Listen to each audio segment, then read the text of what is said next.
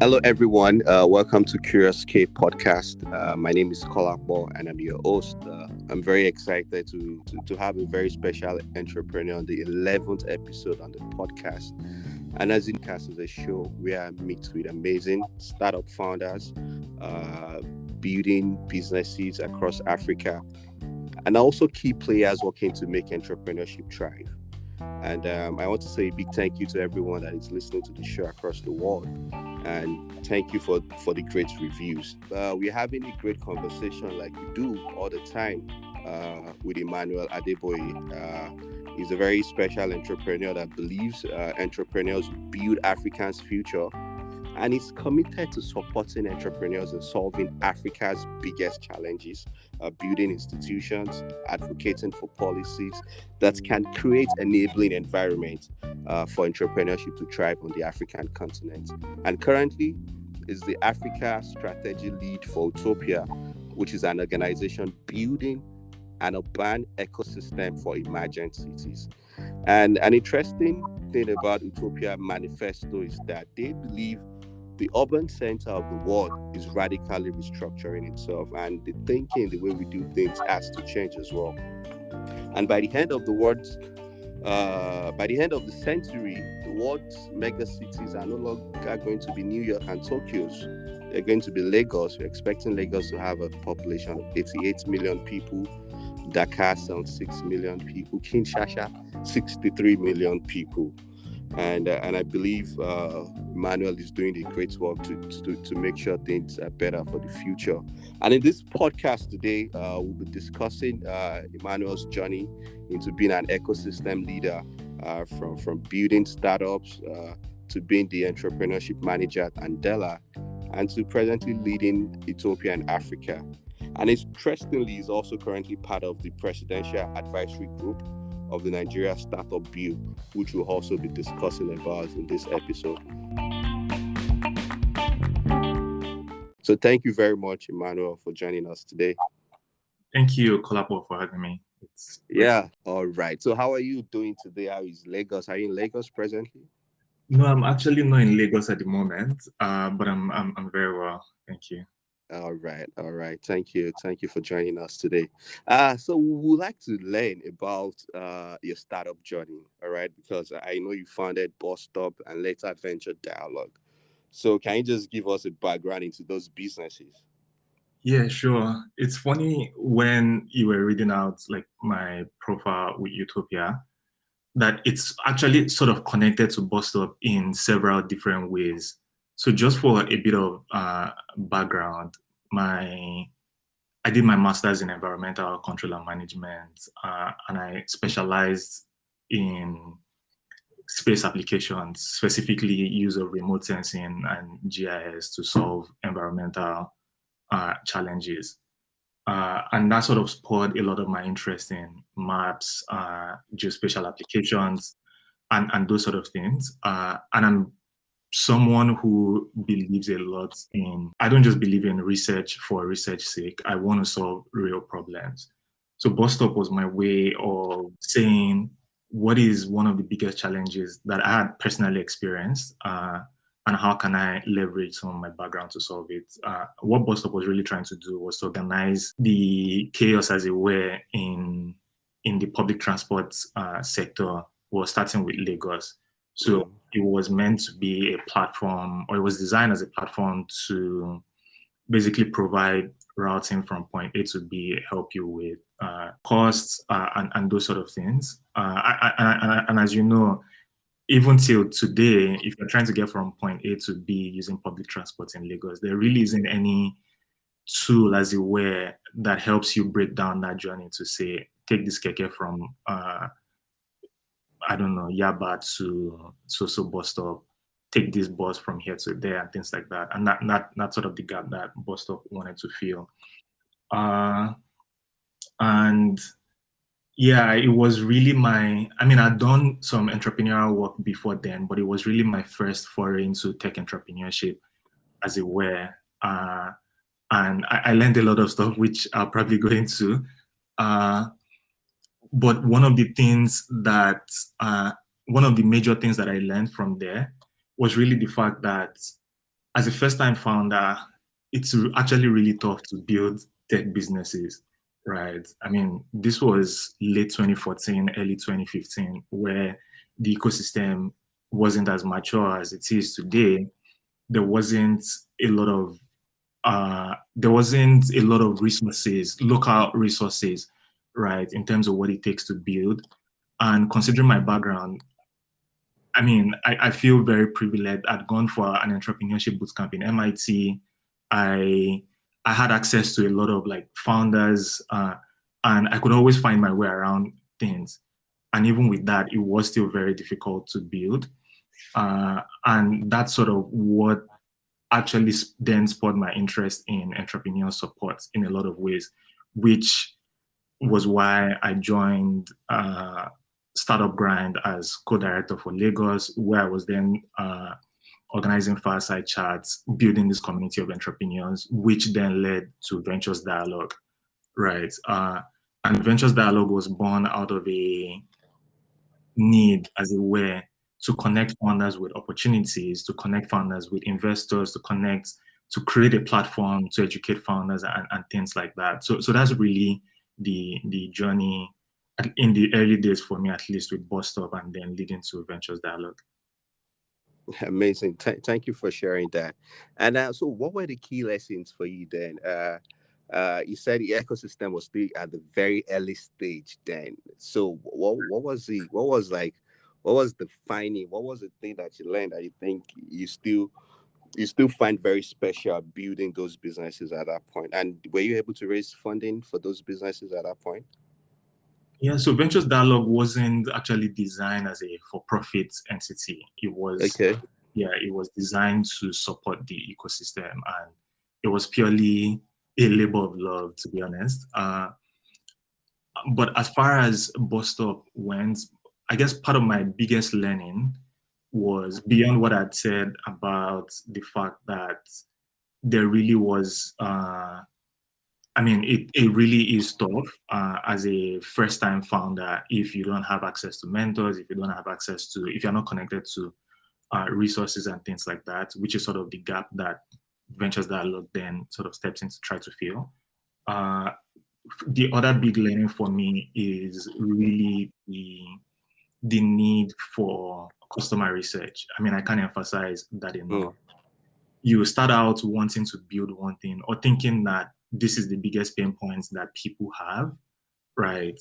But it's important to validate that, right? And ensure that it's not just some idea that you have, but really make sure that there are a lot of people who this is a significant pain point for, and that they are willing to pay for someone to help solve that problem, right?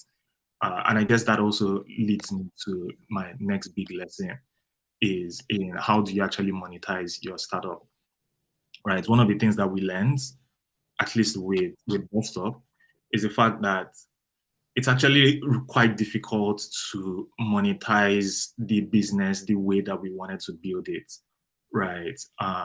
So we had to do a lot in rethinking the business model. And ultimately, we got to a point where we realized that that particular model that we're trying to run was probably too early for the ecosystem at the time.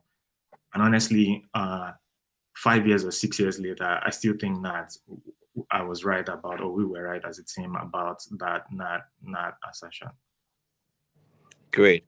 I wanted to ask about how you get into supporting startups, but I think you mentioned that when you were talking about Startup Grind, that you were co-hosting to organizing fireside chats, and that led to Venture Dialogue.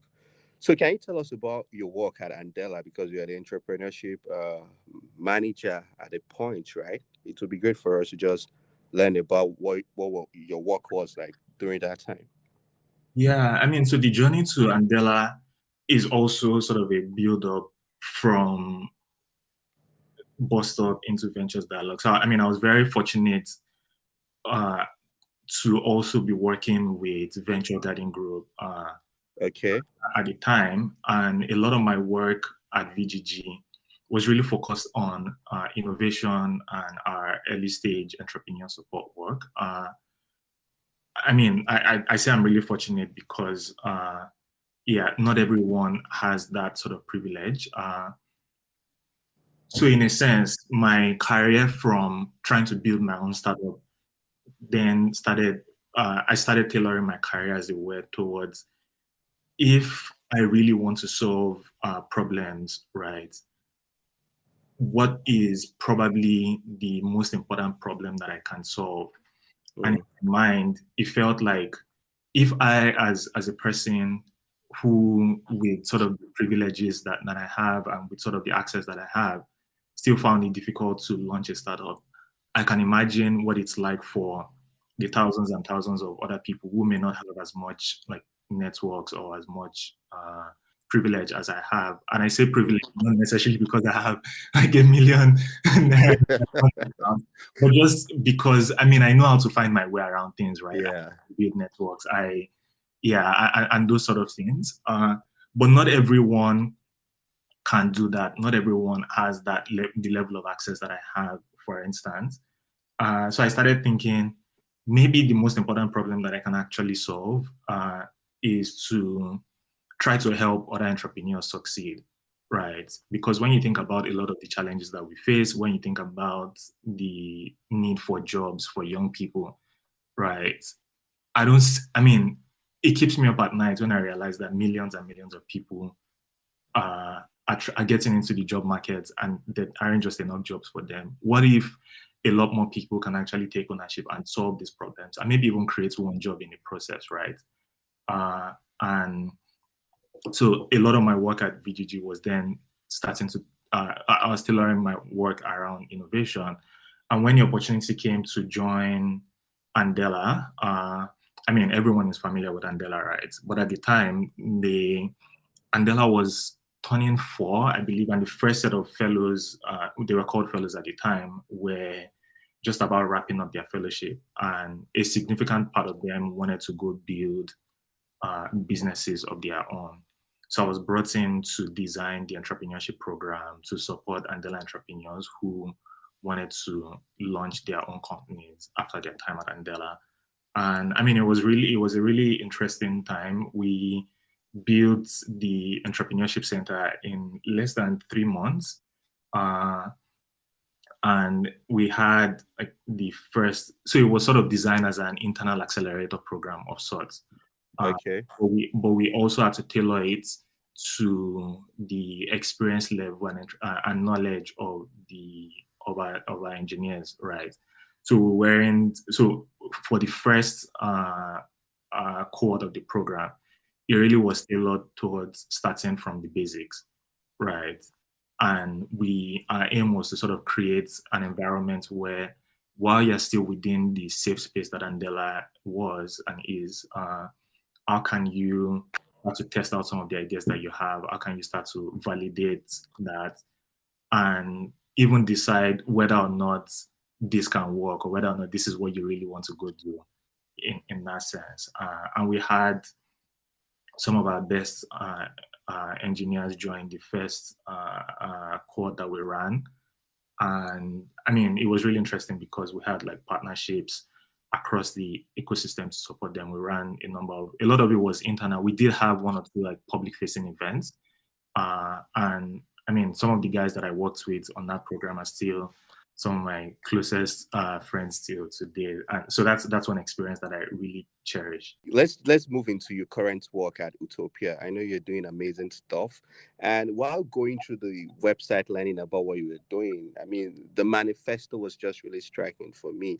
Understanding the fact that Lagos, for example, you say we're like over 20 something million, and by the end of the century is estimated to be like 88 million people. That's scary, when you look at infrastructure and a whole lot of other stuff. And your work is to make sure these urban cities can be better, right? So it'd just be great to learn about the amazing stuff you're doing, currently at Utopia. Yeah. So my work at Utopia, like I mentioned at the start of this podcast, is also a build up. Everything is actually like super connected because what I Mm, was trying to solve with Bus Stop was really an urban challenge, right? And the work that we do with Utopia is really to support entrepreneurs like myself who want to solve critical urban challenges that's happening across emerging cities, both across Africa, but also in Latin America and Asia, right? But I'll speak specifically to both my work in Lagos and sort of our plans for Africa. So really, like you mentioned, African cities are growing at significant growth rates, right? At over double the global average, for instance. And it's crazy how much growth our cities are going to experience over the coming decades. Yeah, and really, our work is focused on supporting the entrepreneurs that are solving challenges that people face day to day within cities, right? And we think that that's super important because, I mean, I don't know about you, but when I think about Lagos potentially being 88 million, like you mentioned earlier, by the end of the century, and thinking about the fact that even with maybe 20, 25 million people that we are today, the average Lagosian spends 2 months in traffic for right? Every year, right? Yeah. Wow. I mean, it's just crazy, right? And that's just traffic alone, right? There are healthcare issues. I mean, there are real estate issues, there are power issues, there are across every different sector, right? And that's just at the current level that we are. If we've not been able to solve those challenges now, and and the growth is continuing, then we need to do something about it. And we believe that entrepreneurs can play a huge role, creating an enabling environment for entrepreneurs to solve some of these challenges faster is what we're really about, right? So when we talk about creating an ecosystem, our work is primarily focused on supporting the entrepreneurs, but because we work within the urban context, it also means working with governments. It also means working with research institutions, trying to make those sort of connections, even working with civil society, to be honest, to ensure that the interest of these entrepreneurs can thrive, but working with all of these other connected stakeholders within the space. And I mean, we're still pretty new. We launched late in 2019, and last year we launched something called the Lagos Urban Innovation Challenge. That really was a first step to us for us in the ecosystem. So basically, what was who are those and how can we support them? And it was a really, really, really interesting challenge. I think the theme was how can we build the Lagos of tomorrow? So we're looking for entrepreneurs who are building solutions that would essentially create the Lagos of tomorrow, right? We had over 170 applications of people who were already building solutions. I found it interesting that we also had applications from startups from across the globe who wanted to expand into Lagos as well, which was really interesting. And we ended up selecting 8 winners from there that then participated in the first accelerator program that we ran. That program ran from August till December, I think. Some of the startups you probably are familiar with: Price Pally, there's Givo, there's Medispark, there's Opnepa, and a few others. But we also had a startup built by a Senegalese entrepreneur. It's called Nima Codes, and they were looking to also expand in Nigeria, and a few others. Very, very, very interesting startup. All right. I mean, so can you just give us a brief into what the startups do?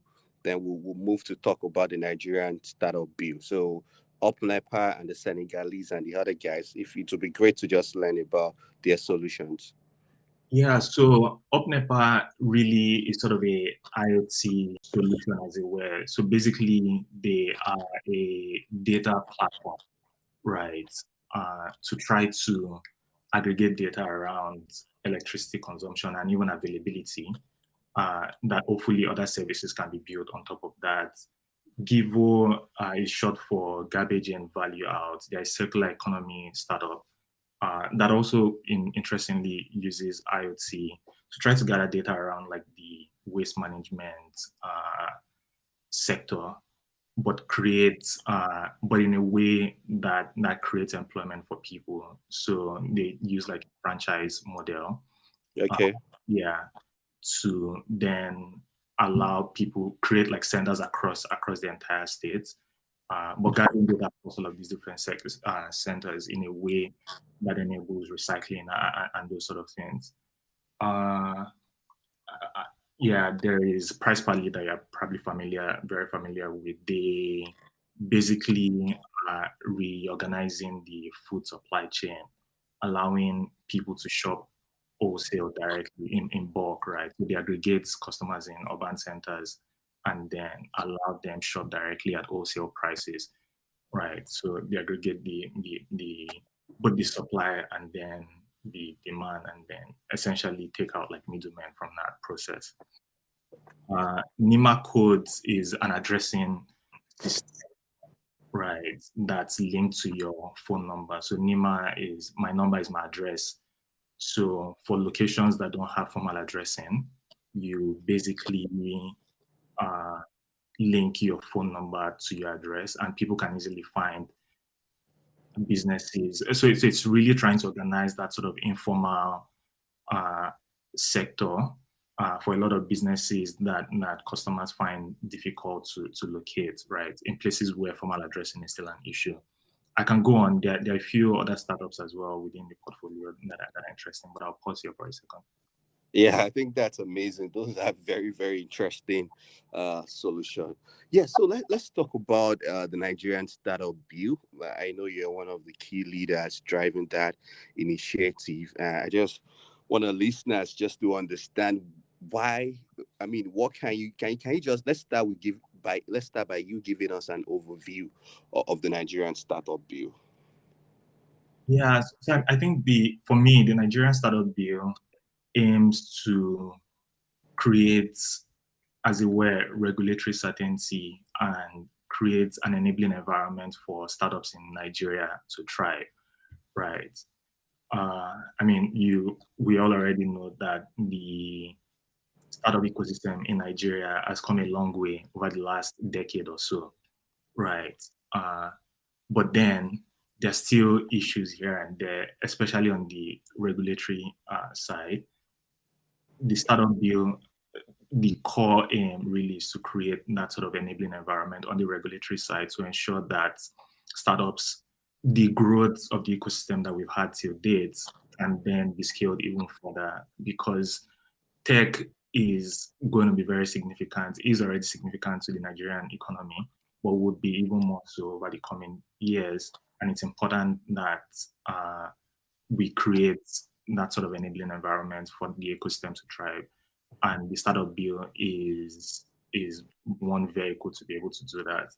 But what I find really interesting about the Startup Bill is that it isn't also a top-down type fact, that this is an ecosystem driven bill. So for the first time, we sort of have the tech ecosystem working with the presidency to actually co-create this bill in a way that works for the ecosystem. And I think that's a really good thing. Amazing. Thanks for sharing that. Can you tell us about the, I mean, why young people or entrepreneurs should really care about this bill, and are there ways they can contribute, share opinions, and is this bill also learning from other existing bill in maybe other African countries as well? Yeah. So I'll start with your last question.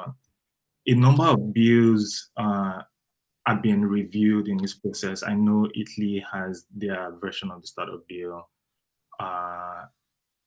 Tunisia does, Senegal does, Kenya has one that's currently going through maybe second reading. And a number of these bills were reviewed in this process, right? And what has happened is that a draft, as it were, has been created to enable people then comment and provide feedback on. And the process that we've run for, and by the way, people need to go to startupbill.ng to learn a lot more about the process. But I'll just share a bit about like how that works. I think that for the first time, this is, like I said earlier, this is an ecosystem led bill. So everyone within the ecosystem has the opportunity to provide input into what goes into this bill and how this bill is created, right? We actually currently have town halls that are running at the moment. There was one last week in Kaduna. There is one happening this weekend in Kwara, and we're having one in Enugu soon. We're having one in Lagos soon, and we're basically having town halls across each of the 6 geopolitical zones. And during these town halls, our hope is that everyone within the ecosystem also gets to provide input. We've also run focus groups with key stakeholders within the ecosystem as well to find out what should go into this bill and what problems should it be solving and things like that. So there is an opportunity, and you can also go to the website, leave comments, ask questions on the team who would get back to you and things like that. I feel like I'm missing one question that you asked. Yeah, it's just about why people should care. There are other bills existing. Being pushed in Nigeria. For a long time, there was this petroleum industry bill, all these kind of bills.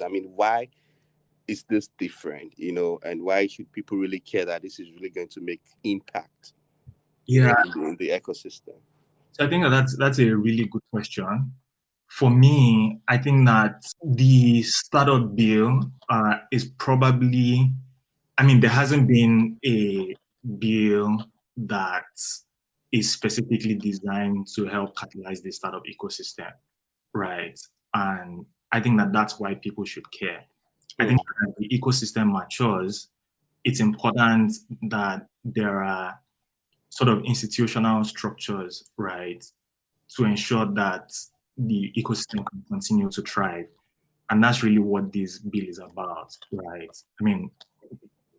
We've seen, you and I know that there have been challenges within the startup ecosystem on the regulatory side over the past couple of months and things like that. It's important that we create a bill that sort of protects startup from those sort of things, for instance. But beyond that, I think it's also important that certain incentives are provided to ensure that more people can launch startups in Nigeria and, more importantly, scale them, right? There is investor confidence in the ecosystem and those sort of things. I think that those are the reasons why this bill is particularly important and needed at this time. Absolutely. I think I agree with you. It's important to get the foundation right. And I think that's what we're doing. Right. And one other thing that I would add is that I also think that the timing is really right, because this is, in my knowledge, the first time that the ecosystem is actually really coming together. One of the things that I found really interesting about even just the engagement process for this is the first time that I find like everyone within the ecosystem actually working together towards a common goal, but not just as the ecosystem, but also with the presidency, right?